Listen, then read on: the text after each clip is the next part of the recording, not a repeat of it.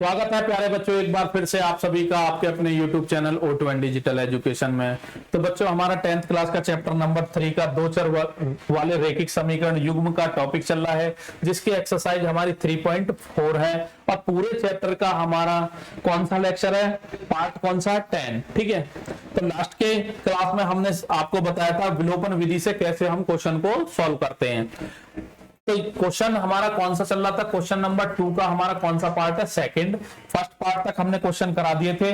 तो देखिए, ये थ्योरी वाले क्वेश्चन मैं आपको बार बार बता रहा हूं, बहुत ज्यादा इंपॉर्टेंट होते हैं, एग्जाम में बार बार पूछे जाते हैं। और वहां पे आपको कोई भी विधि से पूछ सकता है, वो विलोपन से भी और प्रतिस्थापन विधि से। आपको दोनों विधि आनी चाहिए। अब बट हमारा क्वेश्चन का जो प्रारूप है, इसको हमें कन्वर्ट करना है किसमें, दो चर वाले रैखिक समीकरण युग्म में। तो यहाँ पे देखिए, 5 वर्ष पूर्व नूरी की आयु सोनू की आयु की 3 गुनी थी। 10 वर्ष बाद, एक तो देखिए पहले की कंडीशन दे रखी है पूर्व, और इसमें क्या है, किसकी दे रखी है, बाद की। किसकी दे रखी है, बाद, पश्चात। ठीक है। और उसके बाद में कह रहा है नूरी और सोनू की आयु कितनी है। आज की आयु पूछता है क्वेश्चन में। ठीक है। तो वर्तमान आयु आपको माननी पड़ेगी। ये लास्ट क्वेश्चन जब हमने क्लास ली थी उसमें भी मैंने आपको बताया, जब भी आयु का क्वेश्चन हो, जो भी 2 पर्सन दे रखे हैं, आपको उनकी वर्तमान आयु माननी पड़ेगी। तो यहाँ पे 2 पर्सन दे रखे, नूरी और सोनू। माना नूरी की आयु कितनी मान लोगे, x वर्ष, तथा माना दूसरा पर्सन कौन है, सोनू। सोनू की आयु कितनी मान लोगे, y वर्ष। ठीक है। उसके बाद में अब कंडीशन रहती है, ये तो हमारी वर्तमान आयु है, आज की आयु। ठीक है। कंडीशन में हमें एक कंडीशन उसने दे रखी है पहले, और एक किसकी दे रखी है, बाद में। तो यहां पे प्रश्न अनुसार, प्रश्न अनुसार, प्रश्न अनुसार का मतलब 1, 2 शर्त आपको दे रखी है। शर्त 1, शर्त 1 में पहले दे रखी है 5 वर्ष पूर्व नूरी की आयु और सोनू की आयु, दोनों की आयु जो है 5 वर्ष पहले की कोई बात तो कही है उसने, तो दोनों की पहले 5 वर्ष की सॉरी, तो यहां पे आप लिखोगे 5 वर्ष पूर्व, दोनों की आयु निकालनी पड़ेगी। तो पहले हम किसकी निकाल रहे, नूरी की। 5 वर्ष पूर्व नूरी की आयु, नूरी की आयु कितनी हो जाएगी, x माइनस के 5 वर्ष। ठीक है। 5 वर्ष पूर्व सोनू की आयु कितनी हो जाएगी, y माइनस के 5 वर्ष। ठीक है। जब दोनों की पहले की बात करिए तो दोनों में क्या करना पड़ेगा, आपको माइनस करने पड़ेगा उतनी आयु।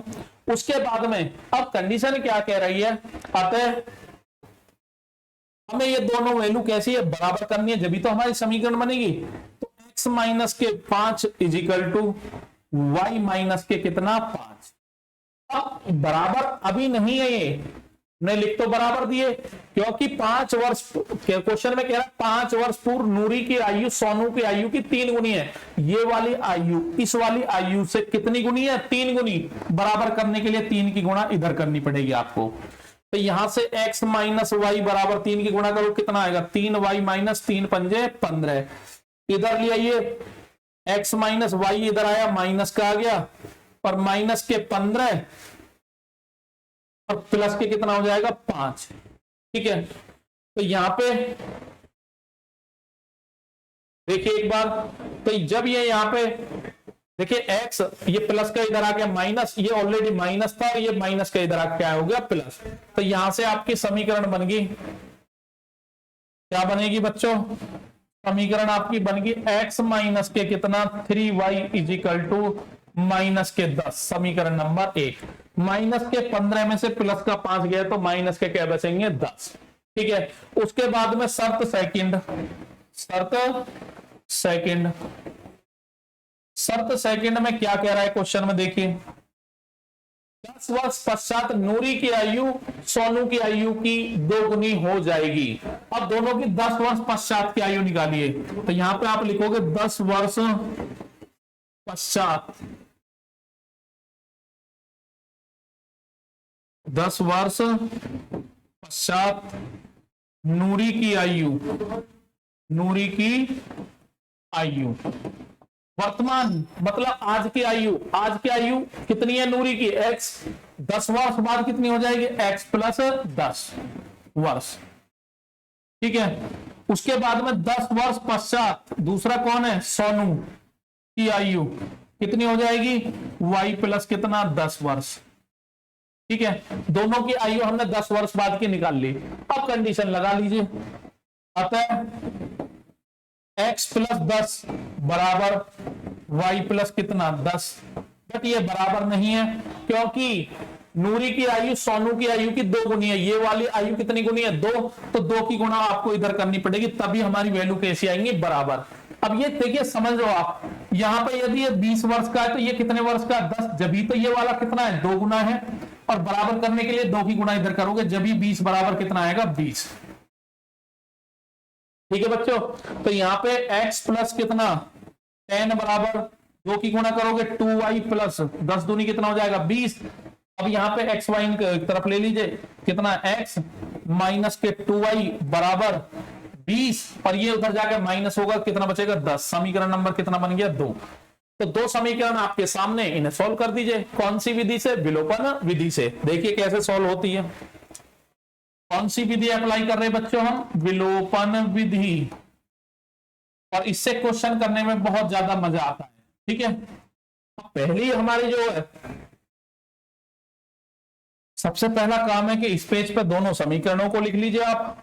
पहली समीकरण आपकी कितनी है, x माइनस के 3y बराबर माइनस के 10, x माइनस के 3y बराबर माइनस के 10, समीकरण नंबर 1। समीकरण 2 हमारी क्या है, x माइनस के 2y बराबर 10, x माइनस के 2y बराबर कितना है 10, समीकरण नंबर 2।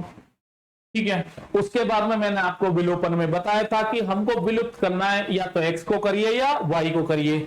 अब उसके गुणांक बराबर करने पड़ते हैं। यहाँ पे ऑलरेडी x के गुणांक कैसे हैं, बराबर, तो गुणा करने की कोई जरूरत नहीं है किसी भी नंबर से, बट इनके चिन्ह देखने, दोनों के प्लस प्लस के, तो उस कंडीशन में क्या करते हैं, घटाने पर, और घटाने पर बच्चों क्या होता है, नीचे वाले के साइन माइनस ये बदल जाते हैं, ये प्लस ये माइनस, जो माइनस है वो प्लस और जो प्लस है वो माइनस। अब ये प्लस माइनस के दोनों कट गए, तो प्लस के 2y और माइनस के 3y, तो माइनस का क्या बचेगा y, और ये दोनों माइनस के हो गए, तो जुड़ के माइनस के क्या हो गया 20, माइनस से माइनस कट गया, y का मान कितना आ गया 20। ठीक है, तो ये y किसकी आयु थी, सोनू की, ये बाद में चेक करेंगे सही गलत। अब आप उठा के y का मान किसी भी एक समीकरण में रख दीजिए, y का मान समीकरण कितने में, 1 में रखने पर, समीकरण 1 में रख दीजिए, तो x माइनस के 3 और y की जगह कितना रखना है हमें 20 इजिकल टू माइनस के 10, और x इजिकल टू माइनस के 10, 20 से कितना हो गया 60, माइनस के इधर आके काय हो जाएंगे बच्चों, प्लस के 60 में से माइनस के 10 गए, तो कितना आ गया 50। ठीक है, यहां तक हमारे दोनों मान आ गए, बट हमें लिखना पड़ेगा, अब क्या लिखना पड़ेगा, अतः नूरी की वर्तमान आयु कितनी मानी थी हमने x, और x का मान कितना है 50, और ये क्या लगा दोगे आप वर्ष। दूसरा कौन था, सोनू की वर्तमान आयु क्या मानी थी हमने y, और y का मान बच्चों कितना है 20 वर्ष। ये आपके क्या हो गए आंसर, क्या हो गए आंसर। अब सही गलत की क्या होना है, कंडीशन पे जाना है हमारे, सोनू की आयु नूरी की 50 और सोनू की कितनी है 20। अब आ जाइए, क्वेश्चन में कह रहा 5 वर्ष बाद, नूरी की आयु अभी कितनी आई है 50, सोनू की कितनी आई है 20। अब वो कह रहा 5 वर्ष पूर्व, ये कितने आयु का रह जाएगा, 5 माइनस करो कितना 45, और इसमें से 5 माइनस करोगे ये कितना 15। अब क्या कह रहा 5 वर्ष पूर्व नूरी की आयु सोनू की आयु की 3 गुनी है, तो देखिए 15 × 45 है या नहीं है, 15 × 45 है या नहीं है, तो इसका मतलब आंसर सही है। दूसरी कंडीशन देखना चाहो 10 वर्ष पश्चात, 10 वर्ष पश्चात 50 में 10 जोड़ो कितना हो जाएगा 60, और 20 में 10 जोड़ो कितना हो जाएगा 30, कितनी आयु का 2 गुना, तो 2 की गुणा करोगे 30 में, जब ही तो 60 आएगा। इसका मतलब हमारे आंसर कैसे हैं, सेम है, सही है मतलब। ठीक है, तो हमारा ये आंसर कैसे है, सही है। नूरी की वर्तमान आयु 50 है और सोनू की कितनी है हमारी, कितनी आई बच्चों, 20। कितनी आई है, 20। ठीक है, अब यहां पे आ जाइए क्वेश्चन, बहुत अच्छा सवाल है, पहला ही सवाल तीसरे चैप्टर का में अभी तक संख्या वाला कोई क्वेश्चन नहीं आया। थोड़ा सा बच्चों ध्यान को थोड़ा केंद्रित रखना है सामने, तब ये आपको समझ में आएगा। अच्छा सवाल है और बच्चों को प्रॉब्लम भी इन्हीं सवालों में, या तो संख्या वाले सवाल में आती है या चार और दूरी वाले सवाल में आती है। यहां पे देखिए 2 अंकों की संख्या के अंकों का योग 9 है। इस संख्या का 9 गुना संख्या के अंकों को पलटने से बनी संख्या का 2 गुना है, वह संख्या ज्ञात कीजिए। सबसे पहली बात बताइए मुझे, संख्या किसकी बात कर रहा है, वो 2 अंकों की संख्या। अब आपको पता है 1 से लेकर 9 तक 1 अंक की संख्या होती है, 1 अंक की संख्या। और जैसे ही हम 10 से लेकर 99 पर पहुंच जाते हैं, वो हो जाती है 2 अंकों की संख्या, 2 अंकों की संख्या। अब यहां पे क्वेश्चन में आपके 2 अंकों की संख्या, तो सबसे पहला देखिए माइंड में क्लियर कर लीजिए, इसका जो आंसर आएगा वो 10 से लेकर 99 में कुछ भी हो सकता है, मतलब 2 अंक का आंसर आएगा।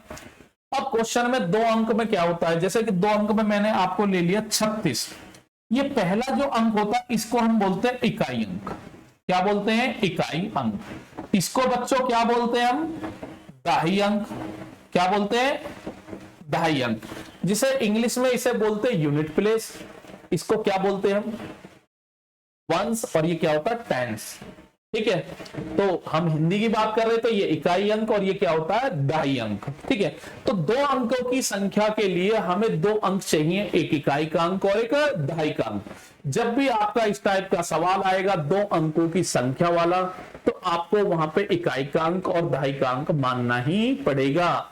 जैसे कि भिन्न के क्वेश्चन में आप मानते थे अंश और हर, आयु वाले क्वेश्चन में मानते थे उनकी आयु मानते थे, मूल्य वाले में भी मानते थे दोनों की।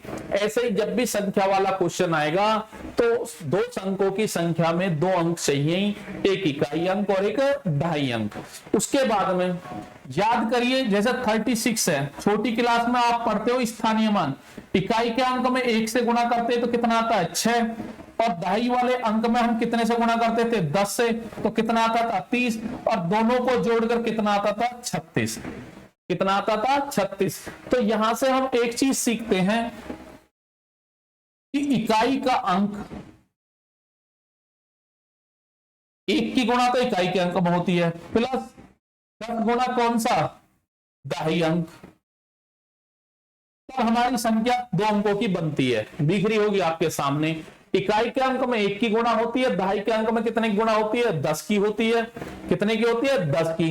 अब यहाँ पे इकाई का अंक जैसे आपका कितना था, 1 गुणा 6 प्लस 10 गुणा दहाई का अंक 3 था, तो ये 30 और 6, जब ही तो हमारा क्या होता है, 36। क्या होता है, 36। जब भी आपका 2 अंकों की संख्या वाला क्वेश्चन आएगा तो आपको इकाई और दहाई अंक मानना है, और उनसे संख्या कैसे बनती है वो आपके सामने। इकाई के अंक में 1 से गुणा होती है, आप करो या मत करो 1 से गुणा, लेकिन दहाई के अंक में आपको 10 से गुणा करनी है। इसको आप पहले लिख दो, इसे बाद में लिख लीजिए, इससे कोई फर्क नहीं पड़ता। तो करना, जब भी अंकों वाले क्वेश्चन आप करना स्टार्ट करोगे तो आपको इकाई और दहाई के 2 अंक चाहिए। तो यहां पे मैं स्टार्ट करता हूं, माना 2 अंकों की संख्या का इसका इकाई का अंक क्या मान लोगे आप, x। क्या मान लोगे बच्चों, चलिए यहीं पे सीधा कर देते हैं। ठीक है, तो 2 अंकों की संख्या में इकाई का अंक कितना मान लिया हमने, x, तथा दहाई का अंक कितना मान लिया बच्चों हमने, y। ये मैंने आपको समझा दिया। जब 3 अंक की बात करेगा क्वेश्चन में तो वहां पे 3 अंक चाहिए हमें, इकाई, दहाई और सैकड़ा। बट आपके सिलेबस में 2 चर वाले रैखिक समीकरण है, इसलिए x और y से ही काम चलेगा। ठीक है, अब बात करते हैं क्वेश्चन में क्या पूछता है, वह संख्या ज्ञात करिए। जैसे भिन्न पूछता था तो यहां पे आपको सबसे पहले क्या निकालना है, संख्या। अतः संख्या, इनसे जो बनने वाली संख्या है, क्वेश्चन पे थोड़ा सा फोकस करिए। संख्या इज इक्वल टू, क्या बताया था अभी संख्या में, या तो इकाई के अंक पहले लिख दो, 1 गुणा इकाई का अंक प्लस 10 गुणा दहाई अंक, तभी हमारी 2 अंकों की संख्या कंप्लीट। इसे पहले लिख दो, इसे बाद में लिख दिए, कोई फर्क नहीं पड़ता। तो संख्या इज इक्वल टू कितनी बनेगी आपकी, इकाई का अंक क्या है आपका x, तो x की गुणा 1 में करोगे कितना आएगा x, और 10 की गुणा y में करोगे तो ये आपकी संख्या आ गई। अब ये संख्या आप कभी निकाल पाओगे बच्चों जब आप x और y के मान निकाल सकते हो। जहां पे x आपका इकाई का अंक है, y क्या है हमारा दहाई का अंक है। आप निकालिए, कंडीशन आपको दे रखी है, और फिर यहां पे पुट कर दीजिए, संख्या निकल जाएगी। ठीक है, अब देखिए यहां पे मैं इधर से अब आप साफ कर रहा हूं। उसके बाद में देखिए, बाद में वो संख्यान को उलटने पलटने की बात करता है। जैसे 36 है, वो अंकों को उलटने की बात कर रहा है। इकाई के अंक, जो आपका इकाई का अंक है उसे दहाई का बना दीजिए, दहाई का उसे इकाई का बना दीजिए, इस टाइप से कह रहा है। जब इस संख्या को पलटोगे आप, इस संख्या को आप पलटोगे तो कितना बन जाएगा 10x, और ये जो 10 है, 10 किसके साथ पहुंच जाएगा, x के साथ। या फिर ऐसे लिख दीजिए, 10x इधर छोड़िए, x को इधर ले आइए और y को इधर ले आइए, जैसे भी आपको समझना है। कहने का मतलब 10 को इंटरचेंज करना है, तभी तो हमारा इकाई का दहाई का बनेगा। जहां पे दहाई था वहां पे इकाई, और जहां पे इकाई है वहां पे दहाई।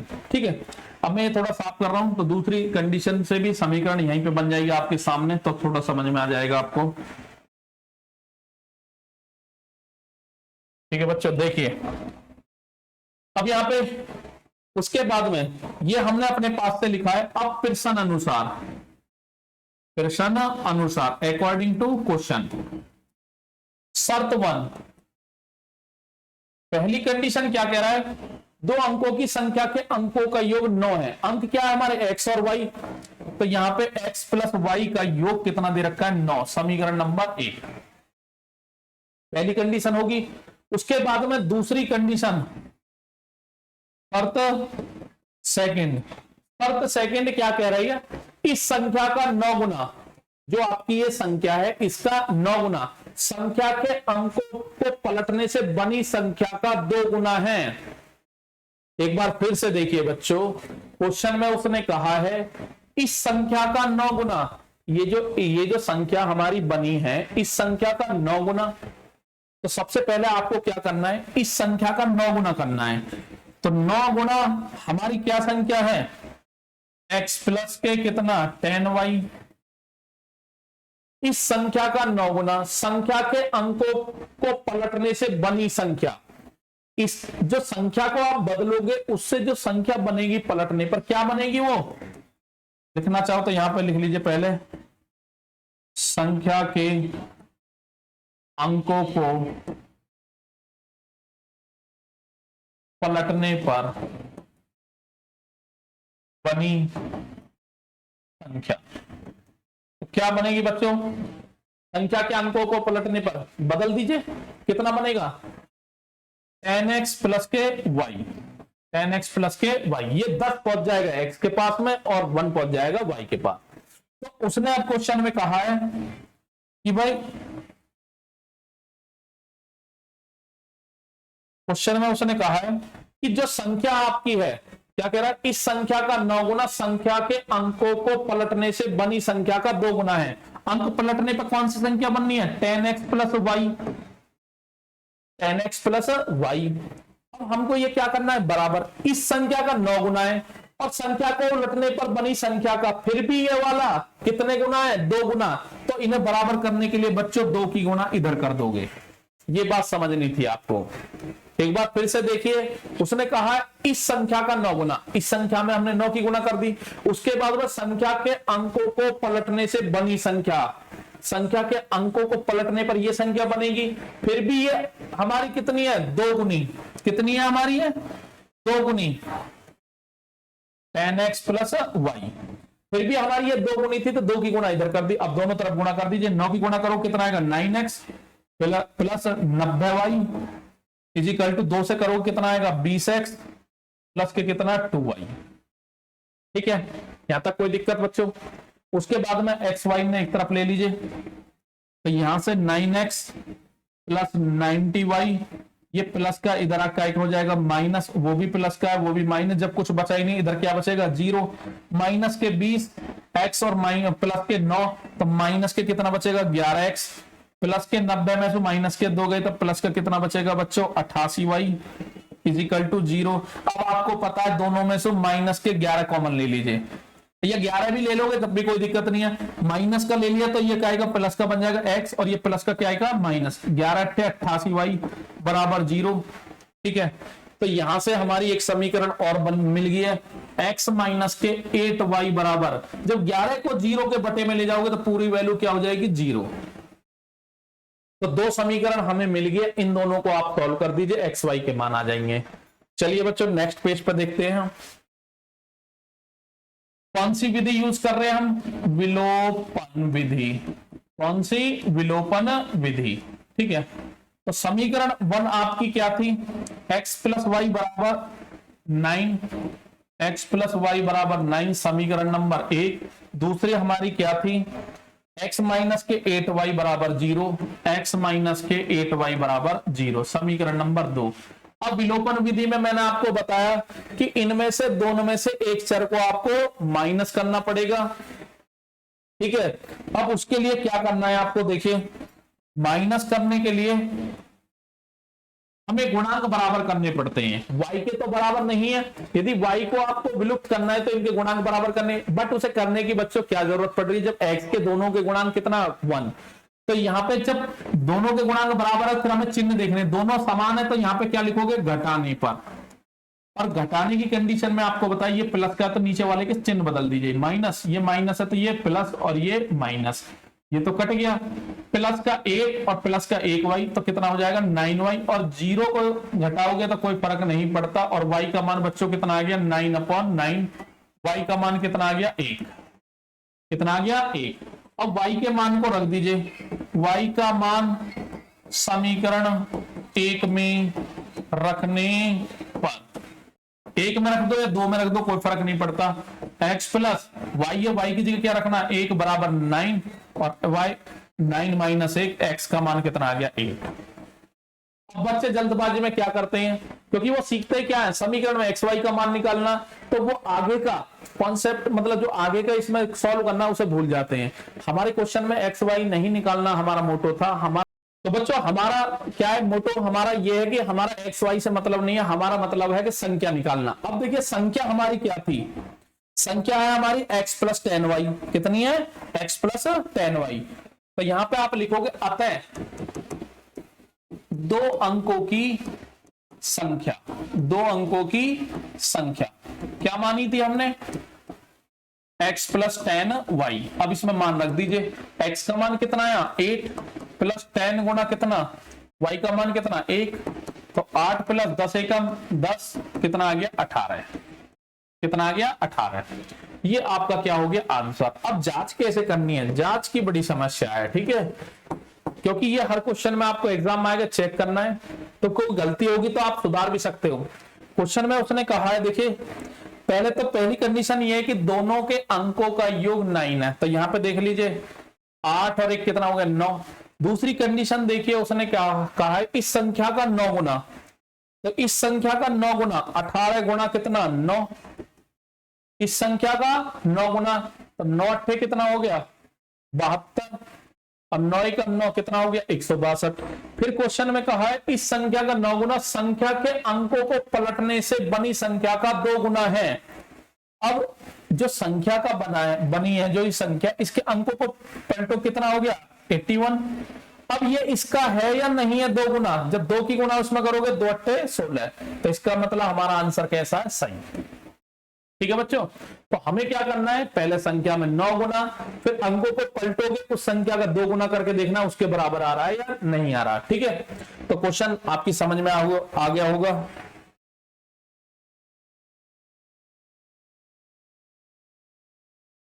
नेक्स्ट हमारा क्वेश्चन है, मीना 2000 रुपए निकालने के लिए एक बैंक गई। अच्छा सवाल है, ठीक है। मीना 2000 रुपए निकालने के लिए एक बैंक गई। उसने खजांची से 50 तथा 100 के नोट देने के लिए कहा। मीना ने कुल 25 नोट प्राप्त किए हैं। ज्ञात कीजिए कि उसने 50 रुपए और 100 रुपए के कितने कितने नोट प्राप्त किए। तो देखिए क्वेश्चन अच्छा है बच्चों, समझने की जरूरत है। देखिए मीना कितने रुपए निकालने गई है बैंक में? 2000 रुपए। समझना, 2000 रुपए निकालने बैंक में गई है। उसने खजांची से 50 और 100 के नोट देने के लिए कहा।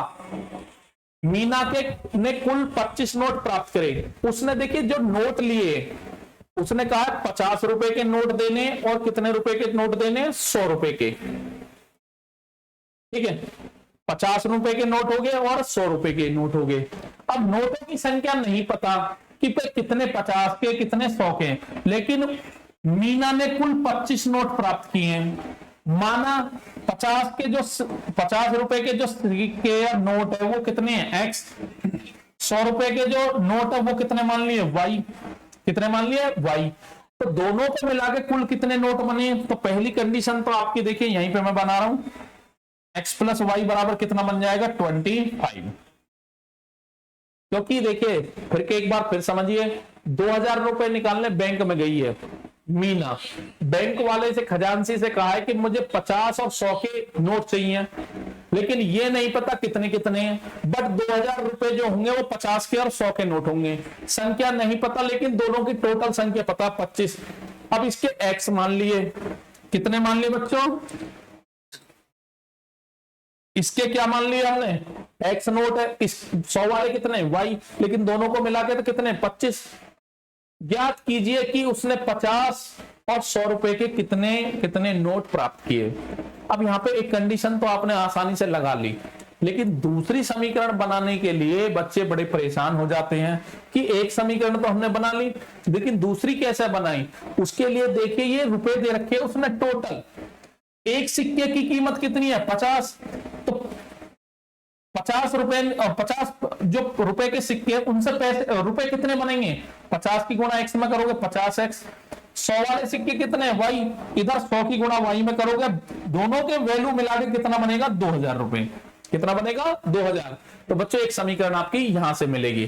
तो क्वेश्चन की स्टार्टिंग हमें यहीं से करनी है कि मीना खजांची से 50 रुपए के एक्स नोट लेती है और 100 रुपए के कितने? वाई।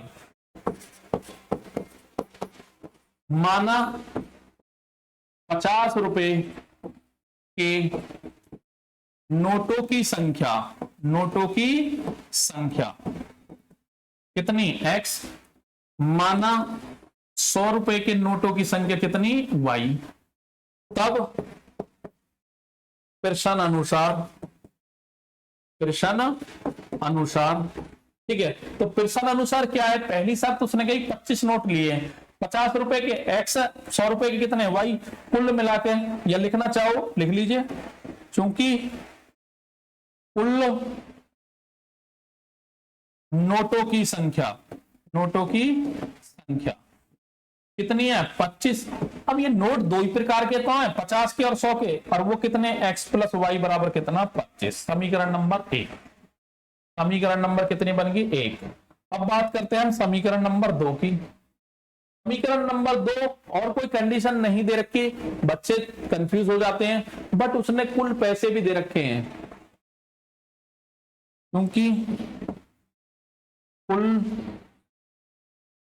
प्राप्त रुपए कितने बच्चों? 2000 रुपए। लेकिन वो लिए कैसे कैसे हैं? 50 रुपए और 100 रुपए के हिसाब से। 50 रुपए के सिक्के कितने? एक्स।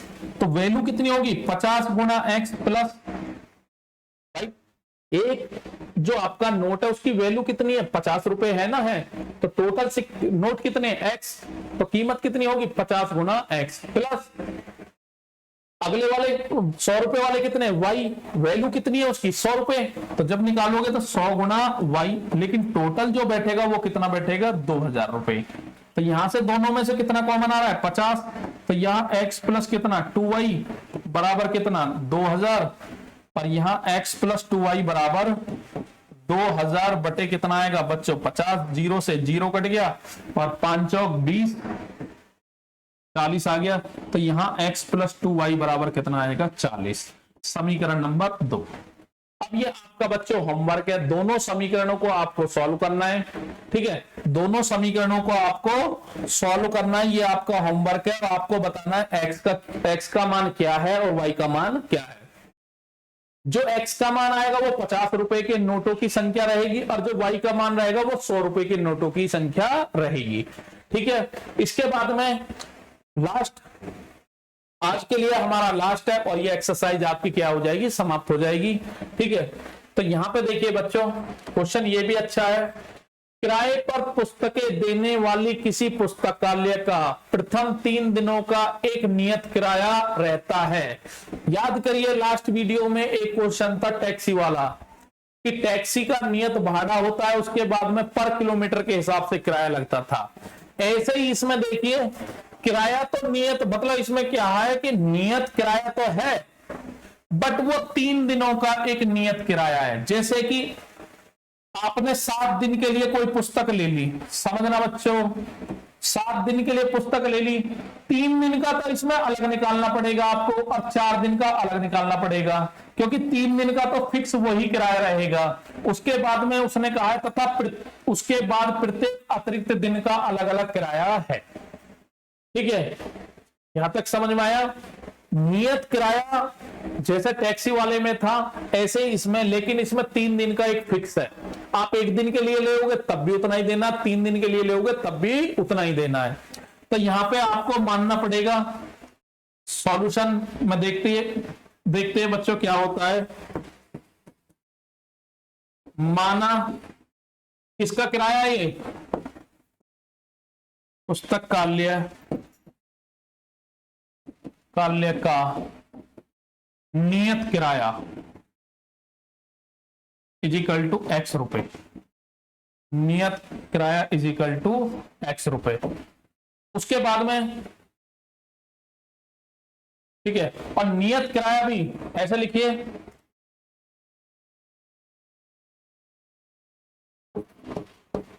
नियत किराया भी कितने दिन का बच्चों 3 दिन का। माना पुस्तकालय का 3 दिन का नियत किराया। ठीक है, उसके बाद फिर कहा है उसके बाद प्रत्येक अतिरिक्त दिन का अलग अलग किराया है। सरिता ने 7 दिनों तक एक पुस्तक रखने के लिए 27 रुपए अदा किए, जबकि सूसी, एक लड़की सरिता है, दूसरी क्या है सूसी, ने एक पुस्तक 5 दिनों तक रखने के लिए 21 रुपए अदा किए हैं। नियत किराया तथा प्रत्येक अतिरिक्त दिन का किराया ज्ञात कीजिए। तो यहां पे आपको मानना पड़ेगा, माना प्रत्येक अतिरिक्त दिन का किराया, नियत किराया 3 दिन का है। इसके बाद में जो पर डे का किराया है वो कितना है y रुपए। कितना है बच्चों y रुपए। जिसने लास्ट लेक्चर देखा होगा तो इसमें क्वेश्चन में कोई डाउट नहीं आएगा, बाकी जिसने नहीं देखा वो बच्चों थोड़ा ध्यान से देखिए। अब इसमें क्वेश्चन में आपसे कहा है 3 दिन तक तो फिक्स है, प्रश्न अनुसार 3 दिन तक क्या है फिक्स है। उसके बाद में जो भी है प्रत्येक दिन का अतिरिक्त किराया वो कितना है y रुपए। अब देखिए पहले कौन है, सरिता ने, क्योंकि सरिता कितने दिन के लिए 7 दिन तक पुस्तक का किराया कितने रुपए देती है, 7 दिन तक पुस्तक का किराया कितने रुपए देती है 27। ठीक है, बट अभी मैंने आपको बताया क्वेश्चन भी यही कह रहा है कि 7 दिन में से 3 दिन का तो फिक्स है, तो यहां आपको 3 दिन प्लस 4 दिन ऐसे तोड़ना है का किराया। कितने रुपए? 27 रुपए। कितना रुपए बच्चों? 27 रुपए। 7 दिन का उसने दिया 27, लेकिन हमें तोड़ना कितना? 3 दिन प्लस 4 दिन में, क्योंकि 3 दिन का तो फिक्स है और वो फिक्स कितना है हमारा? एक्स। तो यहां पे हमारी कंडीशन बन जाएगी 3 दिन का कितना है? नियत किराया एक्स प्लस कितने दिन का बच रहा है? 4। एक दिन का जब वाई है तो 4 दिन का कितना बन जाएगा? 4y और इजिकल टू कितना? 27। समीकरण नंबर। इसी प्रकार दूसरी लड़की कौन है? सुसी। 5 दिन का किराया, तो 5 दिन का उससे कितना लिया गया बच्चों? 21 रुपए। अब सेम 5 दिन का भी आपको ऐसे ही तोड़ना है। 3 प्लस कितना बचेगा? 2। तो 3 दिन का तो कितना हो गया? 3 प्लस 2। ऐसे तोड़िए, 3 दिन प्लस कितना बचेगा? 2 दिन। इसका टोटल किराया कितना? 21। 3 दिन का क्या होता है? x और 2 दिन का कितना हो जाएगा? 2y is equal to 21। समीकरण नंबर कितना? 2। ये आपकी 2 समीकरण आगे, दोनों को आप सॉल्व कर लीजिए। पहली समीकरण आपकी थी x plus 4y, x plus 4y equal to 27, और ये थी आपकी x plus 2y is equal to 21। समीकरण नंबर 2। एक बार समीकरण देख लीजिए। x plus 4y equal to 27 और x plus 2y is equal to 21। दोनों समीकरणों को सॉल्व करिए। सॉल्व करने का मेथड आपको बता ही रखा है, अब तो आपकी समझ में आ गया होगा। कौन सी विधि यूज कर रहे हैं हम बच्चों? विलोपन। प्रतिस्थापन से खुद आपको लगाना है, क्योंकि पहले हमारी जो क्लास थी वो प्रतिस्थापन विधि की थी। यहाँ पे हमें गुणांक बराबर नहीं है, लेकिन यहाँ पे बराबर है, दोनों के चिन्ह बराबर है, तो क्या लिखोगे यहाँ पे? घटाने पर, और घटाने पर चिन्ह बदलना है, प्लस का माइनस, प्लस का माइनस, प्लस का माइनस। ये दोनों कट गया। 4 में से 2y गया, कितना बचेगा? 2y। और 27 में से 21 गया, कितना बचेगा? 6। और y बराबर 6 बटे कितना? 2। 2 से डिवाइड करोगे, y का मान कितना आ गया? 3। अब इस y के मान को, y का मान समीकरण नंबर कोई सी में एक में रख दीजिए, एक में रख देते हैं, में रखने पर, ठीक है। तो समीकरण 1 में आप रख दीजिए, तो कितना है समीकरण 1? x प्लस कितना? 4 इंटू वाई की जगह कितना रखना है बच्चों? 3 equal to 27। x equal to 4 थी, 12 प्लस के जब उधर जाएंगे तो काय के हो जाएंगे? माइनस। तो x बराबर कितना आएगा? 7 में से 2 गए 5, 15। ठीक है, तो x का मान कितना आ गया? 15। तो आपसे क्या पूछा है? अब यही आपसे पूछा था कि नियत किराया क्या माना था हमने? x, और प्रत्येक अतिरिक्त दिन का किराया कितना है? y। तो लिख दीजिए, अतः पुस्तक